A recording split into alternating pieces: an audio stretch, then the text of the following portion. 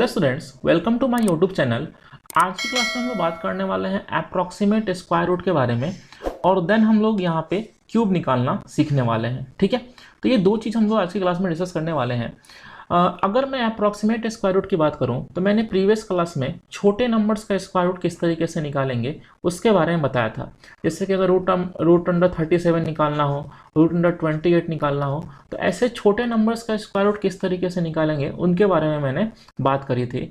आज की क्लास में हम लोग बात करेंगे कि अगर नंबर्स बड़े हो जाएं तो उनका स्क्वायर रूट कैसे निकालेंगे। जैसे कि मान लीजिए कि 6000 का स्क्वायर रूट निकालना है या फिर कोई भी नंबर जो बड़ा हो। तो ये बड़ा और छोटे में क्या डिफरेंस है? अगर नंबर 4 डिजिट से बड़ा होगा, अगर नंबर 4 डिजिट या फिर 4 डिजिट से बड़ा होगा तो आज की क्लास में जो मैंने बताया मेथड वो बताऊंगा मैं, उससे निकालना है। और अगर नंबर 3 डिजिट या फिर 3 डिजिट से कम का है तो प्रीवियस क्लास में जो मैंने मेथड आपको बताया था उस तरीके से निकालना है।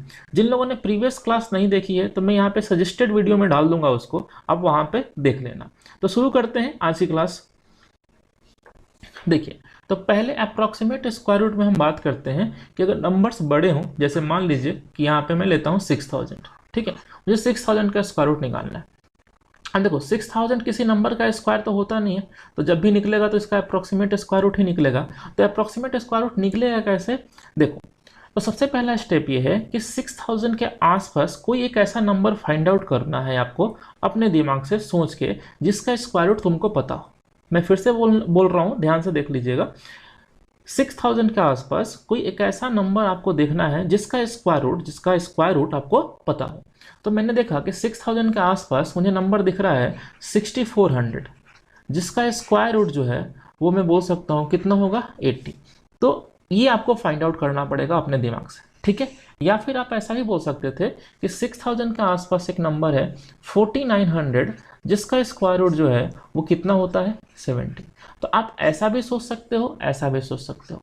मतलब आप 6000 से छोटा वाला नंबर भी ले सकते हो और 6000 से बड़ा वाला नंबर भी ले सकते हो। आप दोनों में से कुछ भी कर सकते हो। ठीक है, अच्छा, अब क्वेश्चन को दो तरीके से हम सॉल्व कर सकते हैं।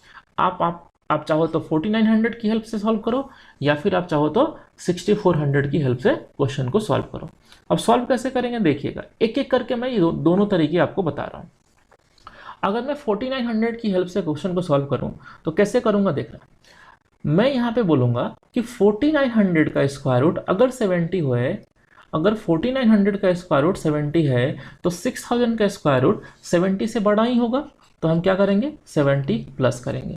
अब कितना बड़ा होगा उसके लिए 4900 और 6000 के बीच का डिफरेंस देखना है। 4900 और 6000 के बीच का जो डिफरेंस होगा वो कितना हो जाएगा, 1100 का। तो 70 प्लस क्या हो जाएगा, 1100 एंड डिवाइड बाई 1100 को डिवाइड करना है 2 से।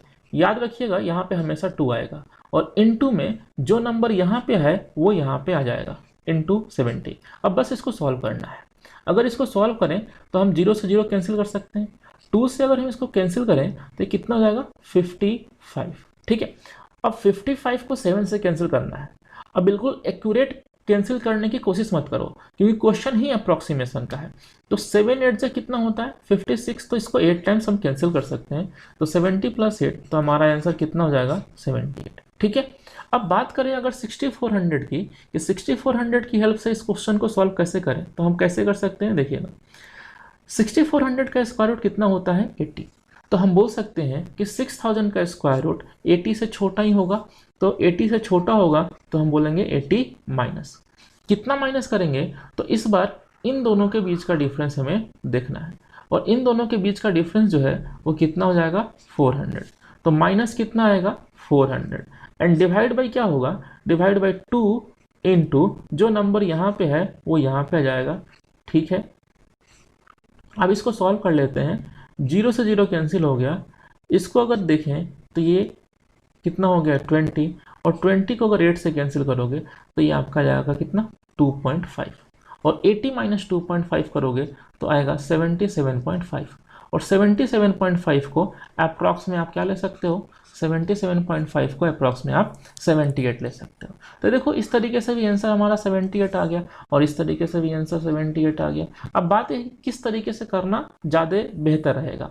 तो बात यह है कि जिधर से डिफरेंस कम आए, ये वाला जो डिफरेंस है जिधर से डिफरेंस कम है उधर से क्वेश्चन को सॉल्व करना आसान रहेगा, क्योंकि कैलकुलेशन आपको कम करनी पड़ेगी। ठीक है, तो अगर एग्जाम में ये क्वेश्चन आता तो मैं बोलूँगा कि इस तरीके से क्वेश्चन को करना सही रहेगा, क्योंकि ज़्यादा जल्दी कैलकुलेट हो जाएगा। ठीक है, एक और नंबर लेकर देखते हैं। नेक्स्ट नंबर है हमारा, देखिएगा ध्यान से, 8500।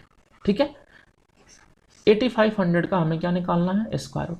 तो सबसे पहला स्टेप क्या है कि 8500 के आसपास कोई एक ऐसा नंबर सर्च करो जिसका स्क्वायर रूट तुमको पता हो। तो हम बोल सकते हैं कि 8500 के आसपास जो नंबर है वो 8100 है, जिसका स्क्वायर रूट हम बोल सकते हैं कि कितना है, 90। ठीक है, अब देखो 8100 का स्क्वायर रूट अगर 90 है तो हम बोल सकते हैं कि 8500 का स्क्वायर रूट 90 से बड़ा ही होगा, तो 90 प्लस होगा।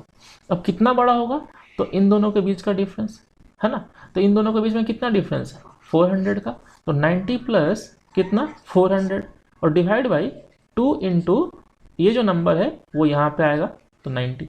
अब इसको हम सॉल्व कर लेते हैं, तो 0 0 कैंसिल हो गया, ये कितना हो जाएगा आपका, ये आपका हो गया 20, और 20 को 9 से कैंसिल करें तो यहाँ पे 2 पॉइंट समथिंग आएगा।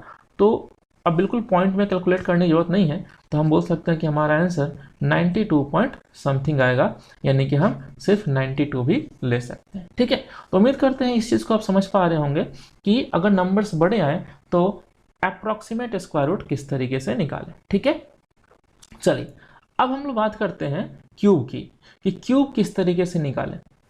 देखिए, अगर मैं क्यूब की बात करूं तो आपको मैंने पहले ही बोल रखा है कि 1 to 25 ये कोशिश करना है कि ये क्यूब आपको बिल्कुल याद रहे। 1 से लेकर 25 तक के क्यूब जो है आपको बिल्कुल याद होने चाहिए। यानी कि अगर आपके सामने आ गया कि 21 का क्यूब कितना होता है, तो इसको आप कैलकुलेट करने मत बैठना, डायरेक्ट पता होना चाहिए कि 21 का क्यूब कितना होता है, 9261। ठीक है, तो मैं उम्मीद करता हूं कि आप लोग 25 तक का क्यूब याद कर लोगे। अच्छा, अब 25 तक का क्यूब अगर याद है, इसके बाद अगर इससे बड़े नंबर्स का क्यूब आपको निकालना हो तो कैसे निकालोगे, देखना। देखिए, याद हो तो मैंने स्क्वायर रूट निकालने के लिए आपको एक पैटर्न याद कराया था, उसी तरीके से क्यूब रूट निकालने के लिए भी आपको, सॉरी स्क्वायर निकालने के लिए, है ना, स्क्वायर निकालने के लिए मैंने आपको एक पैटर्न याद कराया था, उसी तरीके से आपको क्यूब निकालने के लिए भी एक पैटर्न आपको याद करना पड़ेगा। तो पैटर्न क्या है, देखिएगा ध्यान से। पैटर्न है a cube 3a square b 3ab square and b cube. ठीक है, ये जो पैटर्न है ना, इसको याद रखना है। ठीक है, मैं फिर से बता रहा हूँ, ए बी अगर 2 डिजिट नंबर है उसका क्यूब निकालना है तो हमें पैटर्न याद रखना है, a cube 3a square b 3ab square and b cube. Simple सी बात है। ठीक है, याद रहेगा इतना। चलिए एक नंबर लेकर देखते हैं, जैसे कि मान लीजिए कि मैंने यहाँ पे 21 ही लिखा है, तो 21 लेकर देखते हैं। यहाँ पे देखो 21 का अगर मान लीजिए आपको क्यूब याद होना चाहिए, वैसे अगर याद नहीं हो तो कैसे निकालेंगे देखिएगा। तो यहाँ पे ए की वैल्यू जो है ना वो 2 हो जाएगी और बी की वैल्यू क्या हो जाएगी, 1। अब दिए हुए पैटर्न में ए और बी की वैल्यू जो है ना ये पुट करते हैं। देखो, तो ए क्यूब यानी कितना हो जाएगा, 2 क्यूब, 3a स्क्वायर बी यानी कि 3 इंटू ए स्क्वायर यानी कि 2 स्क्वायर इंटू बी यानी कि 1, 3ab स्क्वायर यानी कि 3 इंटू ए यानी 2 और बी स्क्वायर यानी कि 1 स्क्वायर, और लास्ट में बी क्यूब यानी 1। तो 2 क्यूब कितना हो गया, 8। ओके, नेक्स्ट क्या आएगा यहाँ पे, नेक्स्ट यहाँ पे देखो 2 इंटू 2 4, 4 इंटू 3 कितना हो जाएगा, तो यहाँ पे 12 हो जाएगा, 3 इंटू 2 6 और ये 1 रहेगा तो यहाँ पे 6 ही आएगा, और लास्ट में क्या है 1 क्यूब, तो 1। तो अब क्या करना है कि आपको देखो, अब यहाँ पे 4 अलग अलग नंबर दिख रहे हैं, जैसे यहाँ पे 8 है, यहाँ पे 12 है, यहाँ पे 6 है और यहाँ पे क्या है, 1 है। तो देखो हर एक नंबर की सिंगल डिजिट आपको लेनी है और शुरुआत यहाँ से करना है, शुरुआत यहाँ से करना है। तो यहाँ पे क्या है, 1 है, तो 1 ले लिया। फिर यहाँ पे देखो क्या है, 6 है, तो हमने क्या ले लिया, 6। यहाँ पे देखो 12 है, तो 12 है तो हम सिर्फ 2 लेंगे, यहाँ से सिर्फ 12 है तो सिर्फ क्या लेंगे, 2 ले लिया। और 1 जो बच गया ना, 1 जो बच गया उसको हम आगे ऐड कर देंगे। तो 1 को अगर हम आगे ऐड करेंगे तो 8 + 1 क्या हो जाएगा, 9। तो देखिए हमारा आंसर आ गया कितना, 92 6 1। ठीक है, तो कुल मिला के जो है ये जो पैटर्न है ये आपको याद रखना है। अगर ये पैटर्न आपको याद रहता है तो आप किसी भी नंबर का क्यूब निकाल सकते हो।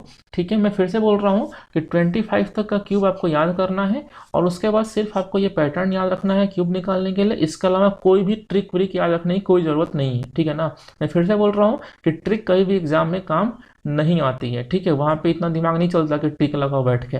ठीक है, तो जितना बोला जा रहा है उतना कर लो बस। एक और नंबर लेकर देखते हैं। तो नेक्स्ट नंबर है हमारा, नेक्स्ट नंबर है 32। नेक्स्ट नंबर है हमारा 32। इसका हमें क्या करना है, क्यूब निकालना है। देखिएगा, तो पैटर्न जो था वो क्या था, याद होना चाहिए, ए क्यूब 3a² और 3ab² और लास्ट में बी क्यूब। तो देखो ए क्यूब यानी कि 3 क्यूब, उसके बाद क्या था 3a² तो 3a² यानी कि 3a², क्योंकि 3 जो है वो ए होगा और 2 जो है वो क्या होगा, बी होगा। तो 3a² इंटू बी यानी कि 2, फिर होगा 3a यानी कि अगेन 3 इंटू b² यानी कि 2a² और लास्ट में क्या आ जाएगा बी क्यूब यानी कि 2 क्यूब। ठीक है, तो इसको अच्छा ये मैं लिख के यहाँ पे समझा रहा हूँ। एग्जाम में कोशिश करना कि ये डायरेक्ट लिख पाओ, जैसे कि मैं अभी लिखने वाला हूँ इस तरीके से डायरेक्ट लिख पाओ। तो देखो 3 क्यूब कितना होता है, 3 क्यूब होता है कितना 27। अब देखो 3a² यानी कि 9, 9 इंटू 3 27, 27 इंटू 2 कितना हो जाएगा 54। यहाँ पे देखो 2a² 4, 4 इंटू 3 12, 12 इंटू 3 कितना 36 और 2 क्यूब कितना हो जाएगा 8। ठीक है, अब यहाँ से आपको शुरुआत करनी है और इन चारों नंबर की सिंगल सिंगल डिजिट जो है वो लेते रहना है। ठीक है, तो देखो यहाँ से हमने क्या ले लिया 8। ठीक है, कुछ बचा नहीं। ठीक है, 36 है तो यहाँ से हमने क्या ले लिया, यहाँ से हमने ले लिया 6, तो क्या बच गया 3, और 3 जो बच गया उसको यहाँ पे ऐड कर दो। तो 3 को हम आगे ऐड कर देंगे तो यहाँ पे क्या हो जाएगा 57। तो यहाँ से हमने क्या ले लिया, यहाँ से हमने ले लिया 7 और 5 को आगे ऐड कर दो। तो 5 को आगे ऐड करोगे क्या हो जाएगा 32। तो 32 पूरा लेना पड़ेगा अब। तो हमारा जो आंसर होगा वो क्या होगा 32768। ठीक है, तो ये सिंपल सा पैटर्न है, ये आपको ध्यान रखना है। तो उम्मीद करते हैं अगर ये आप ये याद रख लोगे तो आप इस तरीके से सारे नंबर्स का, जो भी नंबर्स आपके सामने आएंगे आप उनका क्यूब निकाल पाओगे। ठीक है, उम्मीद करते हैं आज की क्लास में जो कुछ भी पढ़ाया गया आपको समझ में आया हो। अगर अच्छा लगा हो तो वीडियो को लाइक करें, चैनल पर नए हैं तो सब्सक्राइब करें। मिलते हैं नेक्स्ट क्लास में, तब तक के लिए धन्यवाद।